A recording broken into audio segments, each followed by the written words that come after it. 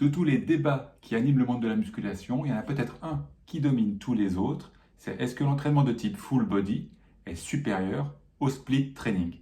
Une autre façon de le dire en français, est-ce qu'entraîner tout son corps à chaque séance est supérieur à splitter son entraînement, c'est-à-dire avoir une session par exemple pour le membre inférieur et une session pour certains groupes musculaires du membre supérieur et une autre session pour d'autres groupes musculaires du membre supérieur. Pour que ça soit plus concret, je vous donne un exemple d'un split. Il y en a plein d'autres.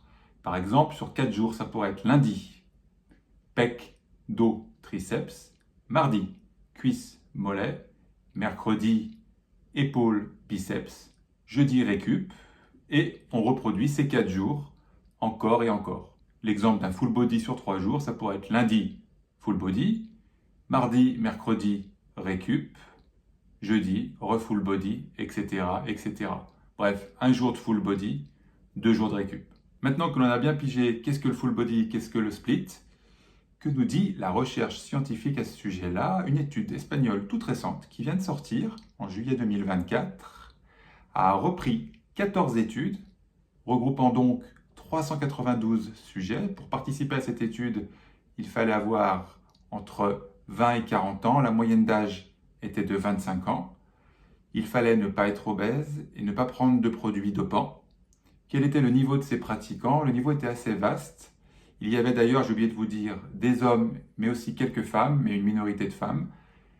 Le niveau au développé couché était en moyenne, pour tous ces gens-là, de 76 kg, mais avec un range assez large qui allait de 29 à 105 kg. Donc, c'est intéressant parce que ça reprend du niveau débutant, non entraînés, jusqu'à des personnes qui font une centaine de kilos au développé couché. Donc c'est assez large et assez intéressant. Bien sûr, ça exclut les athlètes confirmés en musculation. Qu'est-ce qu'ont cherché à montrer ces 14 études? Elles ont cherché à montrer pendant une durée d'entraînement de 4 à 12 semaines les effets soit d'un entraînement de type full body, soit d'un entraînement splitté sur les deux paramètres les plus importants de l'entraînement, la force, mesuré au développé couché pour le membre sup et pour le membre inférieur, il y avait plusieurs mouvements, donc c'est regroupé sous le terme membre inférieur, donc force du membre sup au développé couché et force du membre inf.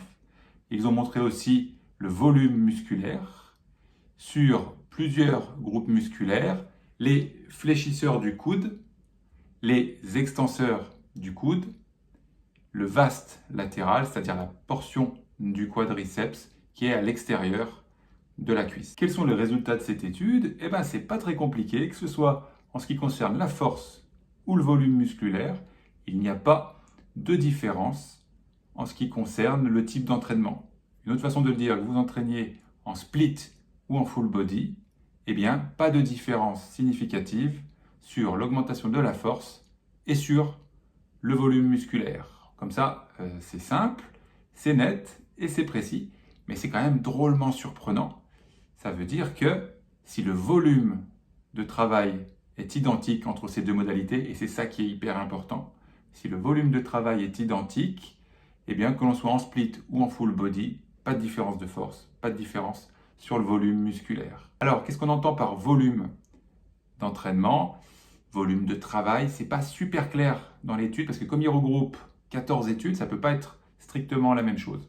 Alors moi, ce que je comprends de ce résultat, c'est la chose suivante. Vous avez un volume de travail à faire, vous avez des exercices à faire, un nombre de séries, un nombre de reps, etc. Bref, sur votre semaine, vous savez tout ce que vous devez faire, d'accord? Ben moi, je comprends le résultat de cette façon-là. Tout ce que vous devez faire en une semaine, qu'il soit fait en split ou qu'il soit fait en full body, si le volume est égalitaire entre les deux modalités, pas de différence en ce qui concerne l'hypertrophie, l'augmentation du volume musculaire et la force maximale.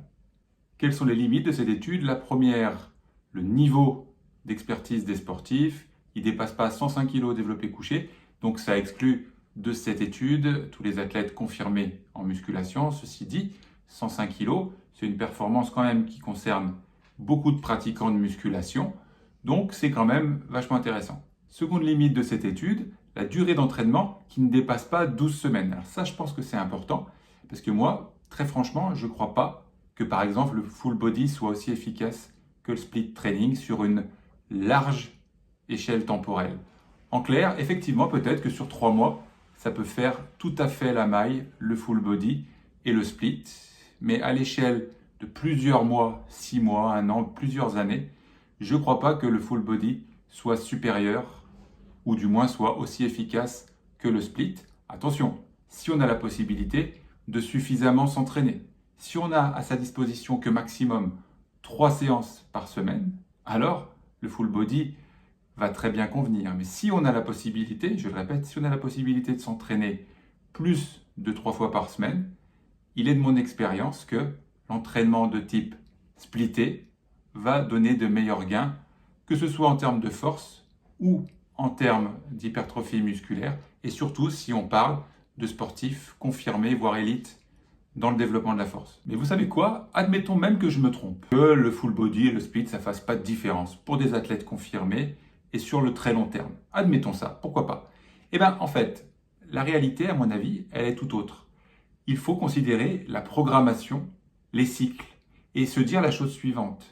Même si tout ça est aussi efficace, le split et le full body, eh bien, pourquoi pas réfléchir à des organisations différentes suivant les moments de l'année. Pourquoi est-ce qu'on ne ferait pas pendant 2 mois du full body, et puis après un autre cycle derrière de split, et pour revenir ensuite sur du full body, etc. En fait, même si tout ça a la même influence en termes de force et d'hypertrophie, pourquoi ne pas essayer de tirer le meilleur parti des petites différences qu'il existe quand même entre les deux, en organisant tout ça, en programmant tout ça à l'échelle de l'année et faire des cycles. Et puis vous allez voir que souvent les cycles, ils ont lieu un peu par la force des choses. Admettons que pendant 1 mois ou 2, vous soyez en période d'examen ou il y a un gros rush au boulot, vous ne pouvez pas vous entraîner 5 fois par semaine comme d'habitude. Vous allez retomber à 3 fois par semaine. Donc pourquoi pas programmer sur cette période-là du full body sur 3 fois par semaine. Et puis quand vous aurez plus de temps à consacrer à l'entraînement, repasser sur du split. N'oubliez pas aussi que le split, il y a une multitude de façons de splitter ses entraînements. On ne va pas en parler maintenant parce qu'il y a autant de splits que d'entraîneurs presque. Donc ce n'est pas le sujet. Par contre, je rappelle bien un résultat hyper important de l'étude dont on vient de parler, c'est que c'est volume égalitaire, pas de différence de force et de volume musculaire pour un volume de travail global identique entre le split et le full body. Parce que le piège, c'est souvent de se dire, tiens, je fais du full body et puis ensuite je vais passer sur du split. Mais en fait, je vais faire exploser mon volume de travail en split parce que comme je découpe tout ça, je vais faire bien plus de travail en split. C'est pas ça que dit l'étude. L'étude dit, on a un volume de travail à faire, qu'on le coupe en full body ou en split, ça donne les mêmes résultats en termes de force et d'hypertrophie si on partage le gâteau de la même façon entre le split et le full body. Pour terminer, voilà ce que je vous conseille.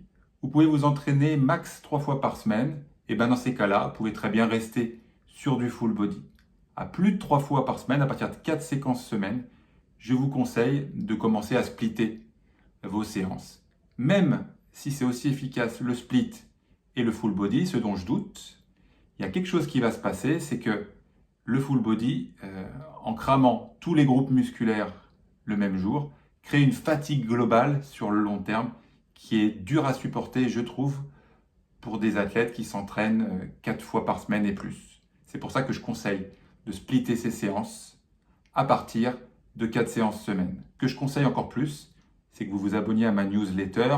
Ma newsletter, elle s'appelle La Pépite. Vous la retrouvez 1 fois par semaine le mardi dans votre boîte mail. Mardi dernier, de mémoire, on a parlé de la comparaison entre le deadlift barre olympique versus le deadlift barre hexagonale. Des fois, je partage mon expérience accumulée pendant 25 ans au plus haut niveau mondial. Aux Jeux Olympiques de Paris en 2024, j'ai la chance et le privilège d'avoir ma 32e athlète sélectionnée aux Jeux, c'est Flavie Renoir, sur 3000 mètres steeple. Parfois, je parle des entraînements que je propose à mes athlètes dans cette newsletter. Pour vous abonner à cette newsletter, c'est pas sorcier. Vous cliquez sur la grosse enveloppe que vous voyez apparaître quelque part vers ma tête.